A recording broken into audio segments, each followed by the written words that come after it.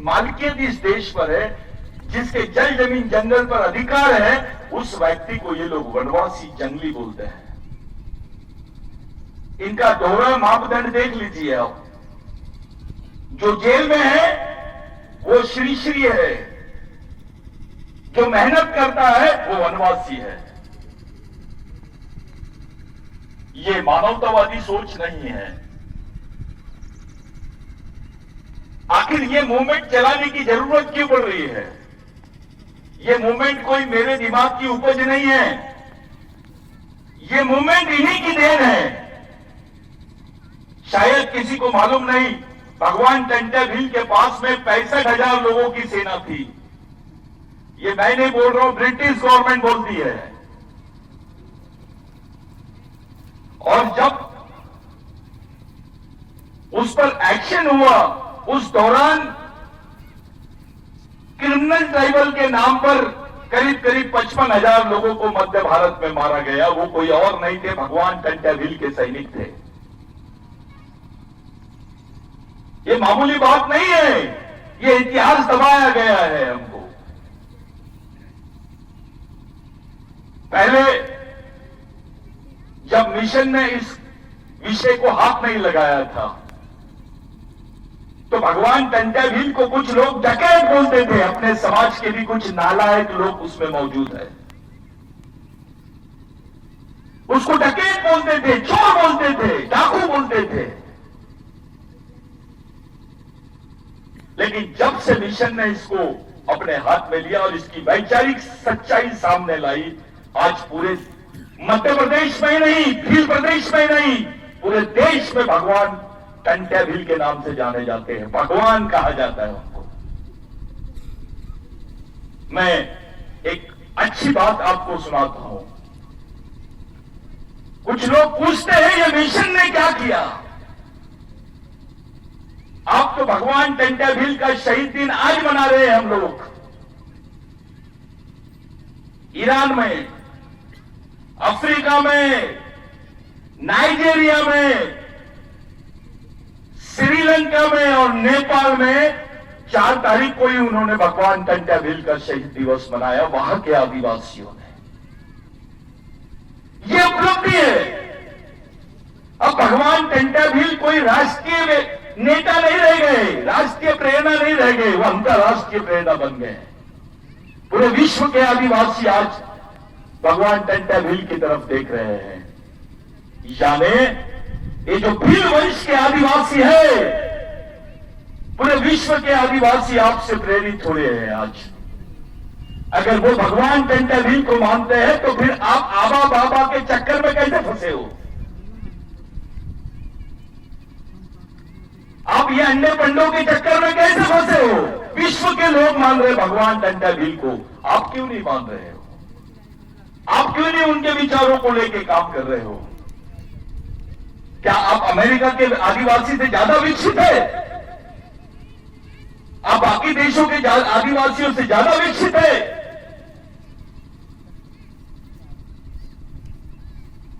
साथियों, ये चुनाव के दौरान एक बात मैंने अपने एक वीडियो में कह डाली। मैंने बताया कि मध्य प्रदेश की जो एमपीसीसी की बुक है, उसमें भीलों की भाषा को आर्यवंश की भाषा लिखा गया है। ये आर्यवंशी की भाषा करके इसको भीलों को आदिवासियों की लिस्ट से बाहर करने का षड्यंत्र रच रहे हैं। अभी यहां पर विधायक है, वो मिशन का ही है। अब ये उनकी जवाबदारी है कि जब बोलने का मौका मिले तो पहला शब्द यहीं से शुरू होना चाहिए, पहला प्रश्न यहीं से शुरू होना चाहिए कि जो भील भाषा है, भीली भाषा है, उसको आर्यों की भाषा यानी बाहर से आए भील, वो आदिवासी नहीं है, इस देश के मालिक नहीं है, ऐसा साबित करने का षड्यंत्र चालू है आप लोगों के खिलाफ में। मिशन ने इस बात को बिरसा ब्रिगेड के मिशन ने इस बात को केवल राष्ट्रीय स्तर पर नहीं, अंतरराष्ट्रीय स्तर पर भी उठाया है। ये योगदान है मिशन का। और बहुत जल्दी हो सकता है ये 26 जनवरी को ही उसका इनॉग्रेशन कर सके, हम उसका प्रकाशन कर सके। एक एंथ्रोपोलॉजी रिपोर्ट जो है फीलों पर, वो रिपोर्ट हम लोग पब्लिश करेंगे पूरे दमखम के साथ। भगवान टंटाभिल की जो कर्मभूमि है पाताल पानी, वहीं पर जहां हम लोग सामाजिक दीक्षा लेते हैं,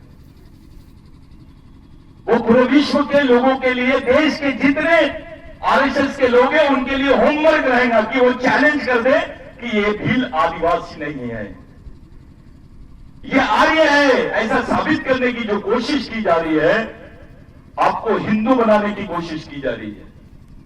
आपको एक हिंदुत्व के नाम पर सिर्फ आपको बोला जा रहा है हम हिंदू है, हम हिंदू है।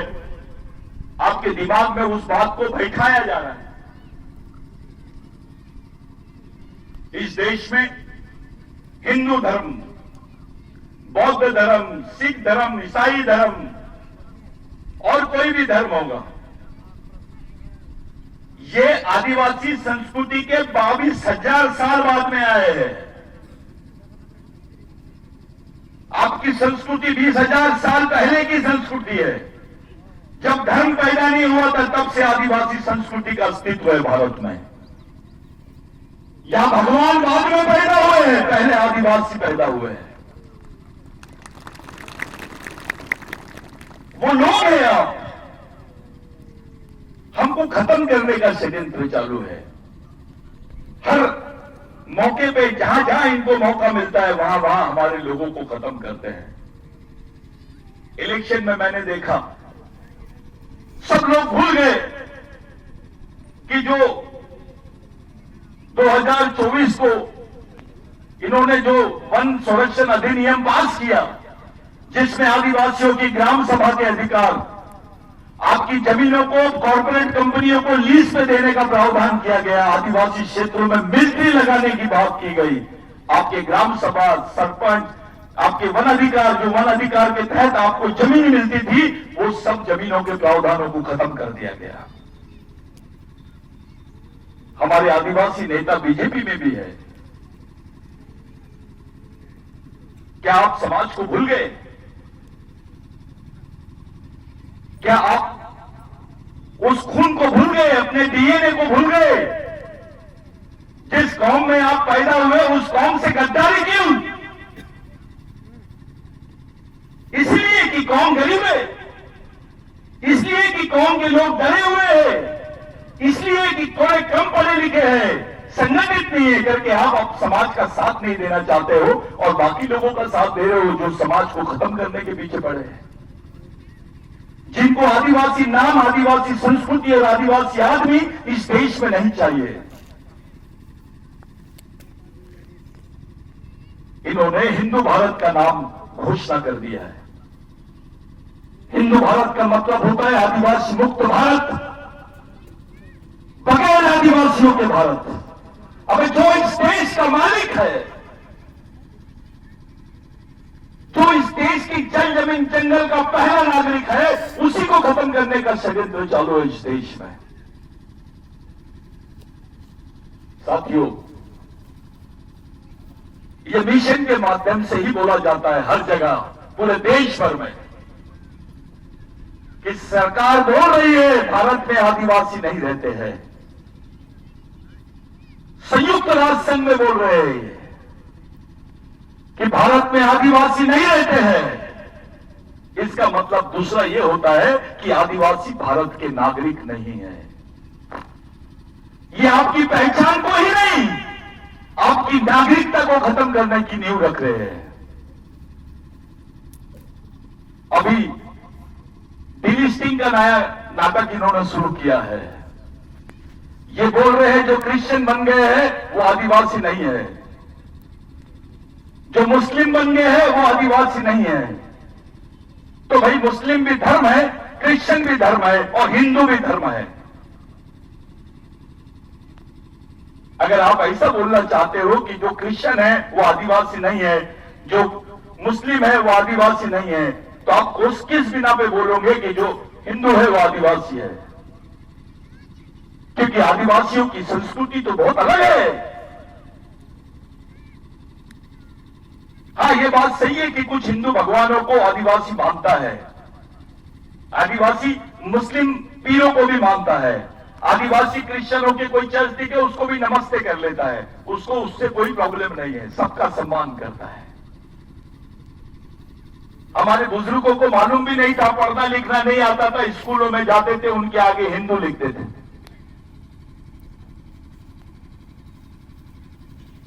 आज तो खुलेआम बोल रहे हैं आदिवासी, यानी आपने जो चीज लिख दी अपने मर्जी से, कुछ करना भी नहीं पड़ा, हमारा धर्मांतर हो गया, हमारे लिविंग सर्टिफिकेट पे इन्होंने हिंदू लिख दिया। आदिवासी क्यों नहीं लिखा?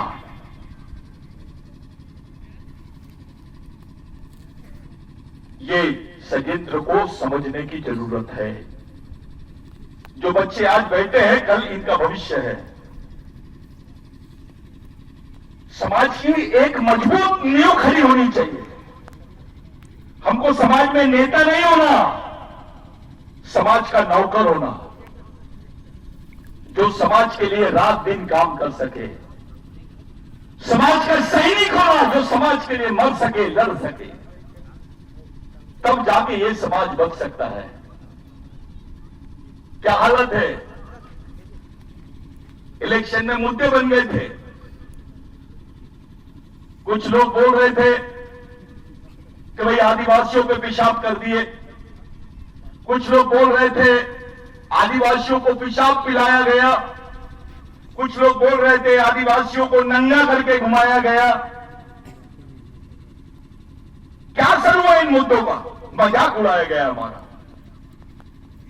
जब ये बात सामने आई तो इलेक्शन में इन सब चीजों का मजाक उड़ाया गया, अपने ही लोगों ने उड़ाया। उनको लग रहा था ये राजनीतिक मुद्दा है। चलो इलेक्शन खत्म हो गए, अब बताइए ये मुद्दा कौन सा है? इस देश में किसी और समाज की महिलाओं को सड़क पे नंगा नहीं घुमाया जाता जो आदिवासी महिलाओं को घुमाया जाता है। उसमें मेरी मां, आपकी बहन, आपकी मां भी हो सकती है। पार्टी कैसे बड़ी हो गई समाज से? नेता कैसे बड़ा हो गया समाज से? अरे हमारे क्रांतिकारी भगवान टंटा भील ने बोला था, आखिरी समय जब उनको फांसी देने की बात हो रही थी तो उनसे पूछा गया कि आप किनको मिलना चाहते हो? तो उन्होंने बोला मैं अपने भगवानों से मिलना चाहता हूं।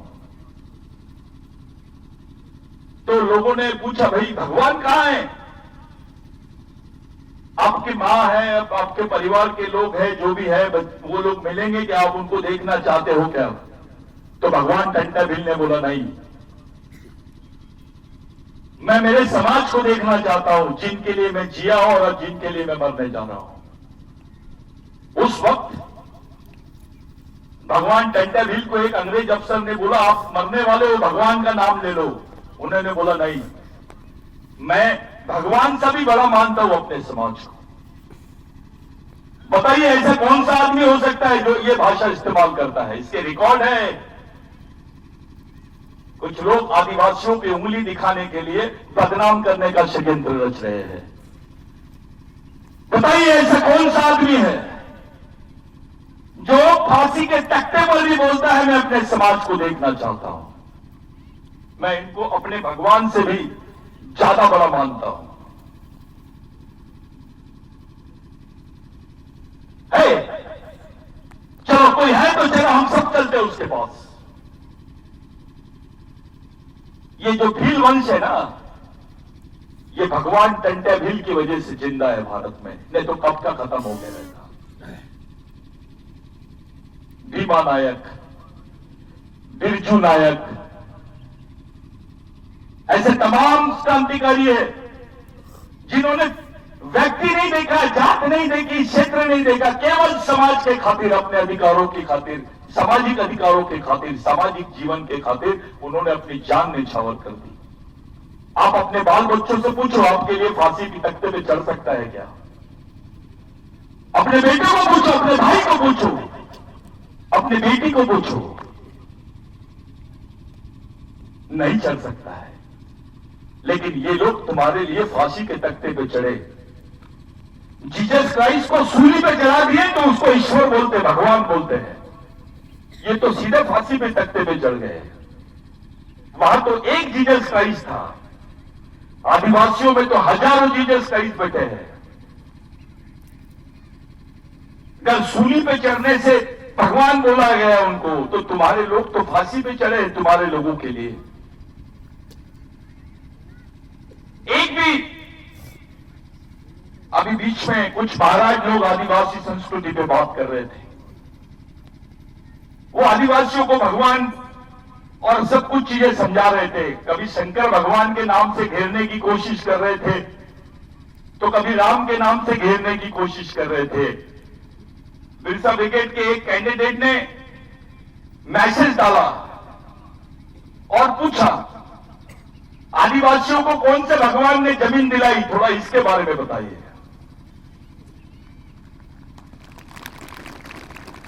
तो महाराज ने प्रेस कॉन्फ्रेंस छोड़ दिया और पीछे के दरवाजे से सीधे चले गए घर, क्योंकि सच्चाई है।